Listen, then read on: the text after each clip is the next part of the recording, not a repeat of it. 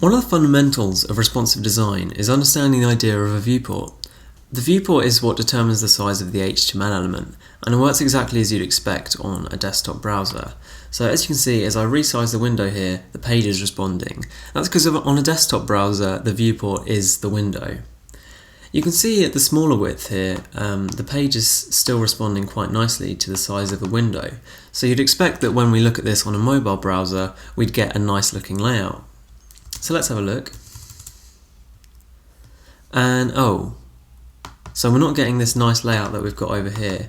We're getting really small text, quite a difficult page to read. So why is this happening? Well, over here on the desktop browser, what we're resizing when we resize the browser window is what's called the layout viewport.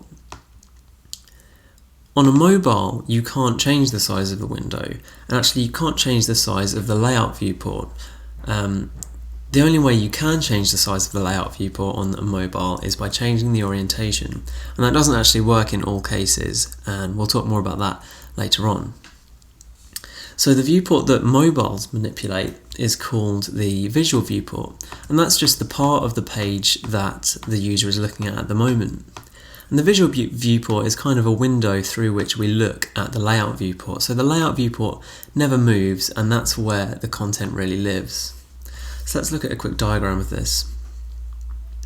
So you can see here we have our layout viewport, and then our visual viewport can scale and pan freely within the layout viewport. If we want to zoom in, we make the visual viewport smaller to focus on a smaller area of the layout viewport. If we want to zoom out, we make the visual viewport larger to focus on a big area of the layout viewport. But we never actually directly affect the layout viewport, it always stays in the same place. So if the user can't control the layout viewport, how do we know what size it is? This differs from browser to browser, but commonly you'll find that the mobile browser will have a layout viewport of 980 pixels. With a layout viewport 980 pixels wide, we need to make the visual viewport very big to fit that in. So we get a very small look, we're very zoomed out. And that's why we get that effect we had over here. So this is quite annoying, and ideally what we want is to be able to control the size of the viewport. And we can. So I'm going to jump into Sublime Text, and this is the page that you were looking at on the browser and on the browser. So I've hidden the body here because it's just a bunch of really stupid filler text. It's really riveting stuff. So the way we control the viewport is through the use of a meta tag, and I'll show you that now.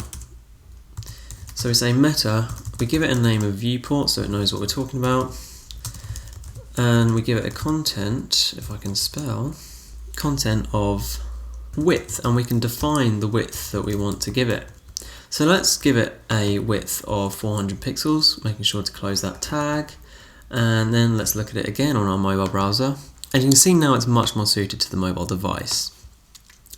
We're definitely not zoomed out so much. Although ideally what we'd want is to have no zoom at all. So to do that we'd need to make sure that the layout viewport was the same size as the device. So how can we do that? Well, there's actually a keyword that we can use in here.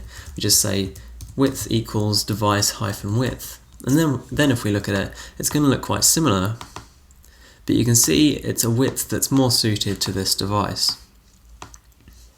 There is still a slight problem here in that when we turn our device sideways, we haven't recalculated the viewport, so we're not making use of this extra horizontal space.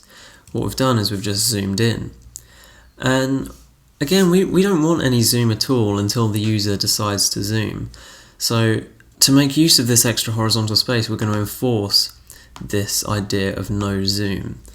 And so instead of giving the viewport an explicit width, we can give the viewport an explicit scale. So we can say initial scale equals 1. So that's just 1-to-1 scale. And then if we refresh that now, you'll see that we've made use of the extra horizontal space, and the layout viewport is recalculated when we change the orientation of the device. And you find that this, for the most part, will work just fine on its own, and it will have brilliant results. But in practice, it is best to use the explicit width as well, of device width, and use the both, and then it's a little bit more cross-browser compatible. And that won't affect the behavior on the orientation change, so you're still going to get that nice recalculation on there. So this is a great line, and it will make your websites look much better on mobile devices. Unfortunately, that's not the end of the story. So this line is not really standardized anywhere. It's something that Apple introduced a few years ago, and like loads of people followed them, and so now like most browsers you see are going to support this line. But there's actually an emerging standard that lets you do a similar thing, but within your style sheets. It's called CSS Device Adaptation, very fancily, and as I say, it lets you do the exact same thing but within your style sheet. So the way it looks is like this. So you have at Viewport, you open up your curly braces, and then you have very similar things to what you have here. So you have width, device width, and then instead of initial scale we just say zoom is 1, and that's it. So at the moment this isn't very widely supported, but in some browsers there's certainly a certain case in IE 10 where you do need this declaration. So if you're interested in the best possible cross-browser compatibility, then this is something that it doesn't hurt to include, but it's not that important at the moment.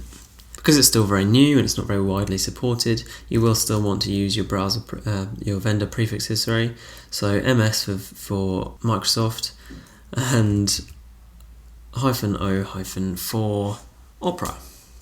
And they're the only two that support it at the moment, so that will do you just fine. And that's it really. So now the Viewport is under your control and your mobile websites will look just great.